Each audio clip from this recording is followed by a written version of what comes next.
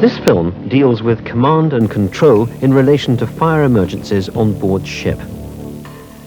In practice, this is usually divided: command and control from the bridge and command and control at the area of the incident. Both are of equal importance in the successful control of a fire, although they fulfill somewhat different but interrelated functions. This film concentrates mainly on the setting up of the emergency organization and the actual command and control at the point of a fire emergency. The first task of command and control is to provide the 3 C's of military strategy: coordination, communication, and control. Right from the first moment of a fire being reported, these 3 processes must be established quickly, otherwise the 4th C is going to take over: chaos. The organization of firefighting on board depends to some extent on the size of the ship and crew, but typically the master has the coordinating role on the bridge, or at some other safe place on the ship if the bridge is out of action. His role is discussed in greater detail in Command and Control Part 2. The onboard emergency team is organized into several different parties: 1 or more attack parties, support parties, and first aid parties. This program deals with the work of these parties and the command and coordinating role of the officer in charge at the location of the incident. The actual selection of members for the parties should be made when crew members join the ship, and although they should be interchangeable as the circumstances demand, the parties should be kept as units with their own specific duties from which they should not deviate unless expressly ordered to do so by the master. With all the parties, members should be chosen taking into account their experience, physical condition, age, special knowledge, and even such things as claustrophobic tendencies in relation to wearing breathing apparatus or going into confined spaces. On ships where only one emergency party exists, this will usually be headed by the chief officer. But if the fire is in the engine room, the second engineer will automatically take charge because of his intimate knowledge of the location. Having formed the parties, the members of which may change from voyage to voyage, consideration must be given to suitable drills. First, the crews must be familiarized with where to muster and the quickest route to the muster point. Also, where to obtain the necessary equipment, BAs, protective clothing, and so on. Ideally, there should be an equipment room close to the emergency muster point, and this is the procedure in many ships. On mustering, which must be done rapidly, a roll call is taken by the leader of each party, who will report to the bridge. When parties are mustered and a person is missing, this is a matter of extreme urgency, and a search must be started without delay and the bridge informed immediately. This would mean that the emergency party would have the double task of trying to find and retrieve the possible casualty and of locating and extinguishing the fire, which emphasizes how essential it is that all members of the crew muster and are checked off promptly when an alarm is sounded. The support party is vital to the emergency party. It is they who will back up the firefighters, fetching additional equipment as required, more hoses, extra air cylinders for the BA sets, and they will probably be required to provide boundary cooling or boundary starvation, the removal of potential fuel from bulkheads adjacent to the fire zone. On hearing the alarm, the support party will automatically muster at their designated station. From there, they will report to the bridge and await instructions to lower and prepare the boats.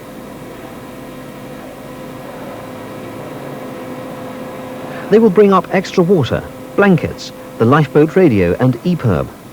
They will ensure that the plug is in position and check the engines. The engine room party will muster in the engine control room and will be responsible for stopping and starting machinery and the isolation of affected electrical circuits and equipment. It will be the engine room party who immediately check that all pumps are fully operational and that the emergency pump and generator are functioning correctly.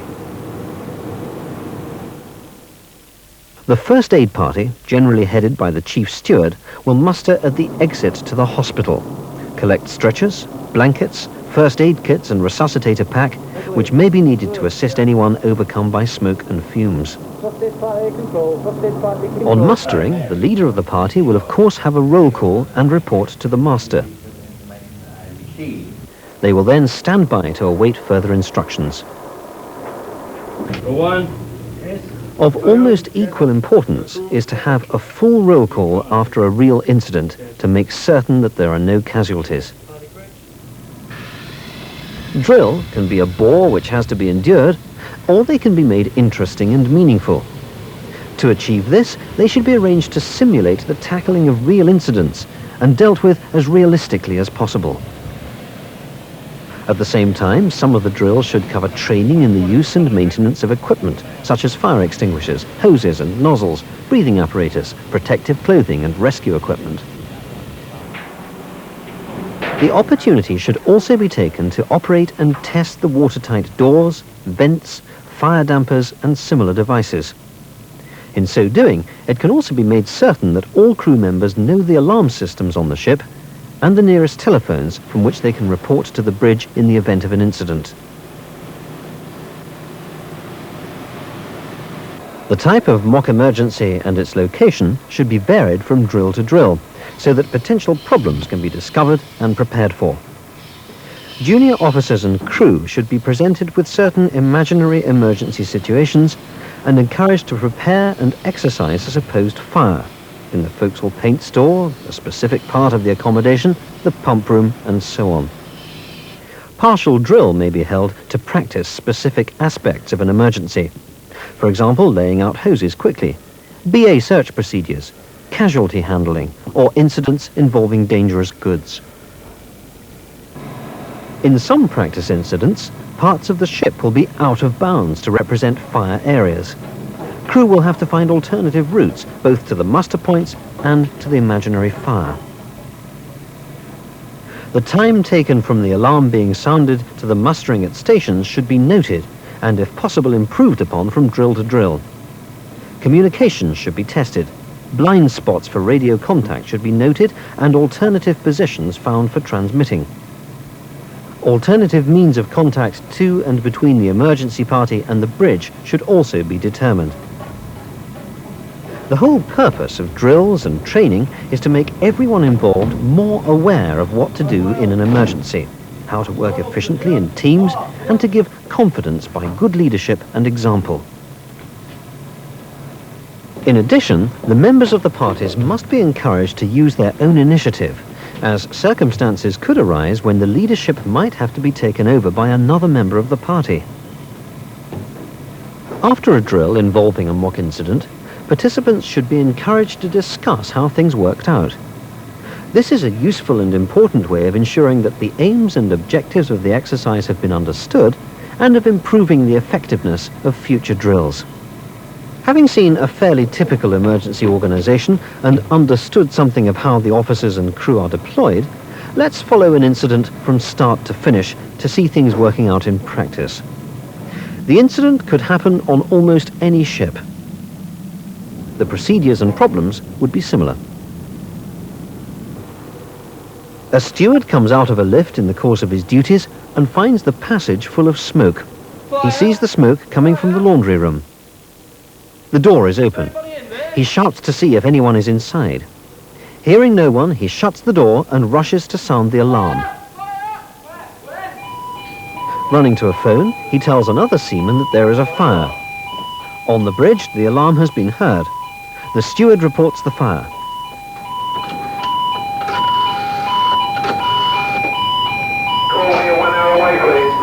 Low bridge, yeah, there's a fire in the laundry on the low bridge there. Fire in officer's laundry. I'll go down and see where I can do, okay, right. The report received, the accommodation fans are cut. The engines are put on standby below. The master makes an announcement on the PA. Crews are mustering. Manuel. Davies. Hodges. Yeah. Donaldson. Yeah. Mark. Yeah. Team to control, all present and correct. Fawcett, Cumberbatch, Robertson. Down. Wireless. Yeah. Control, this is 2, all present and correct, sir.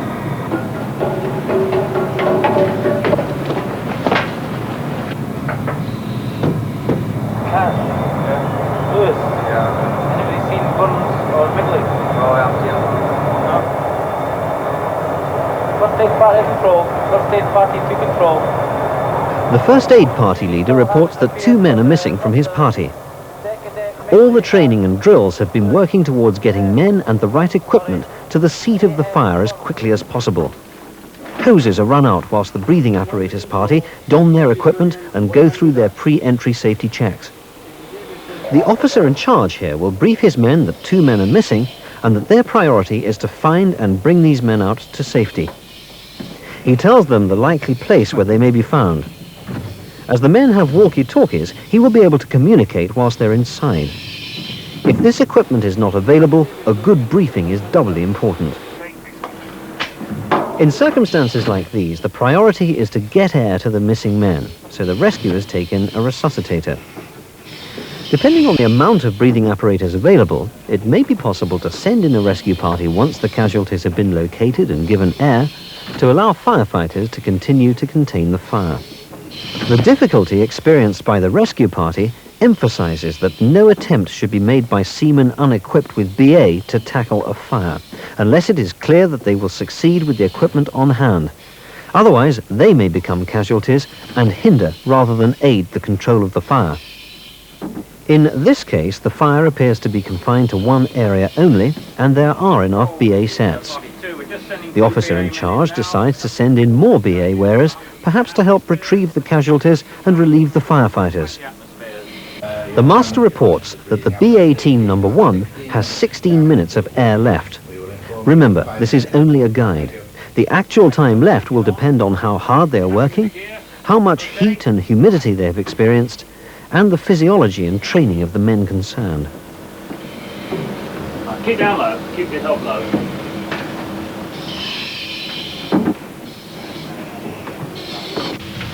Control party 2, my 2 men are proceeding down the bridge deck alleyway now with the charged hose.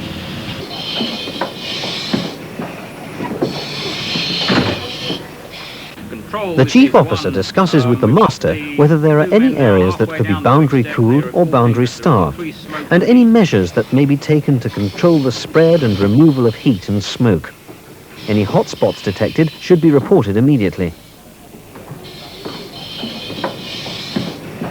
Inside the fire area, the first casualty has been found. He is given oxygen immediately from the resuscitator pack, at the same time that he's being prepared to be carried out.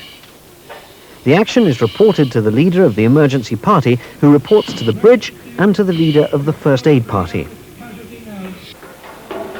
The first aid party arrives at the entry point and prepares the stretcher. Parties arrived. We've got 1 casualty coming out.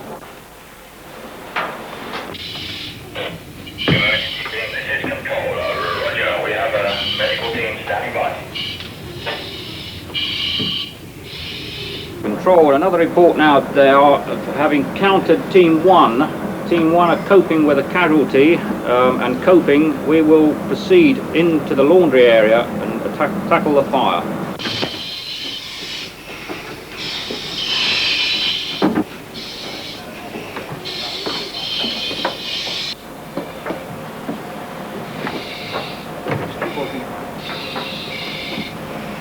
Good. Let's shut the door.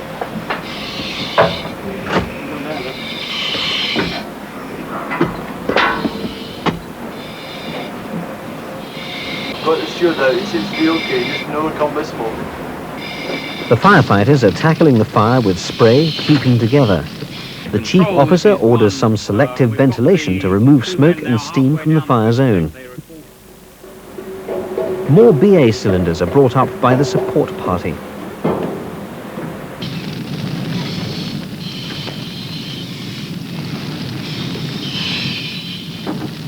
The rescue party find the second casualty huddled in a blind corner in the fire area. During a condition of panic, people do not think logically. This man acted against his training and had gone into a very smoky area without considering a route of escape. He should have remembered to keep his back towards the escape route and not to get into a situation where the fire could come between him and his exit.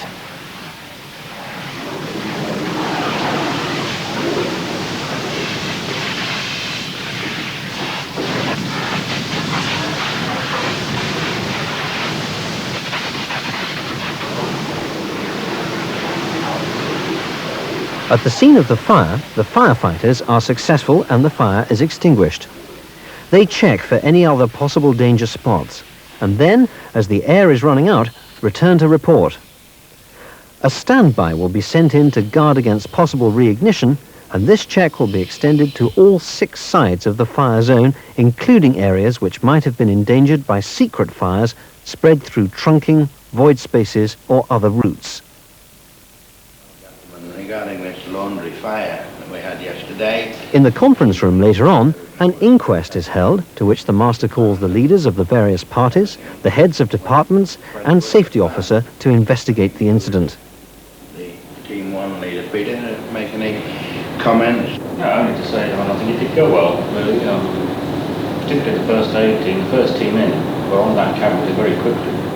The payoff here is the result of frequent drills. With that incident, clearly communication played an extremely important role. Communication is of the utmost importance to everyone in an incident, and that may well mean everyone on board. Communication should consist of rapid and precise transfer of information, such as identification, in other words, who is speaking and from where, the giving and receiving of orders, and generally keeping abreast of what is happening. Walkie-talkies are, of course, the most versatile communication medium, and modern sets are extremely efficient. They shouldn't be left in individual cabins, but should be available and ready for action at all times. With most breathing apparatus, it's quite possible to speak through the masks, as they have good speech diaphragms, and people can communicate reasonably well by talking slowly and clearly. This is all the more important when using a walkie-talkie, as the listener may well be in a noisy situation. Some BAs now have built-in communication systems. To avoid any misunderstanding, orders should be repeated back by the receiver. Sometimes it is better to have another person using the walkie-talkie at a location, not the officer in charge, so that his time is not over-occupied with messages. This is particularly true of the master on the bridge.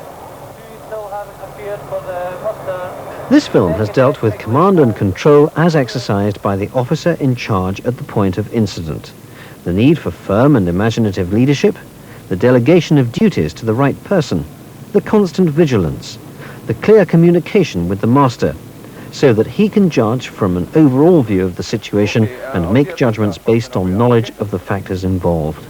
He has the responsibility of determining what other precautions and measures must be taken: the movement of the ship, periodic ventilation control to take steam and heat away from the firefighters, the stability of the ship, the use of fixed installations, and not least the communication of the emergency to other ships and shore stations, and the final debriefing.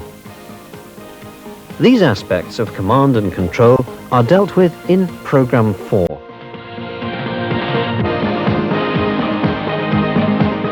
The Videotel Marine International programme you have just seen is one of a series of 4 on firefighting at sea.